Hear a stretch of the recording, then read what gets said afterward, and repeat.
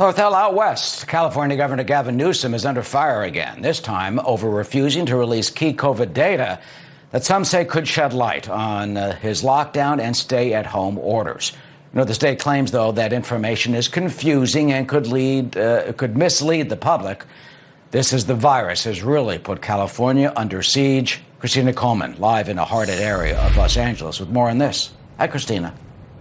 Hi, Eric. The effort to boot Gavin Newsom out of office is gaining steam. Critics now say he's not being transparent enough about data used to decide whether the COVID lockdown should stay in place. Even though it didn't look like any of the current regional stay-at-home orders would be lifted at the beginning of last week based on ICU capacity, the state announced that restrictions would be lifted for the greater Sacramento area. State officials use complex models to determine when lockdowns are to be lifted, but apparently, they're not making some of that key data public. The AP reported that a spokeswoman for the Department of Public Health said in an email to the Associated Press that at the moment, projections are not being shared publicly. Now, state health officials say it would possibly confuse or mislead the public to release the complex formulas they use to determine if some of the lockdown should be lifted. But critics argue that not releasing this information will actually lead to more public uncertainty.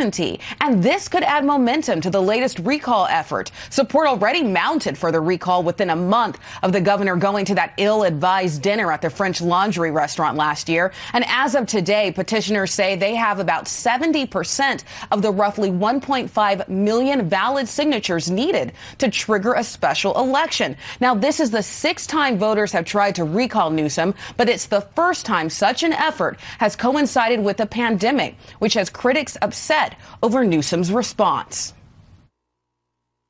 He tells us not to go to dinner, but he goes to indoor dinner for a lobbyist and doesn't wear a mask. We got a speaker from San Francisco as well, Speaker Pelosi. She tells people they can't get their hair done, but she can. Petitioners have until March 17th to submit all the signatures needed for a special election. Eric?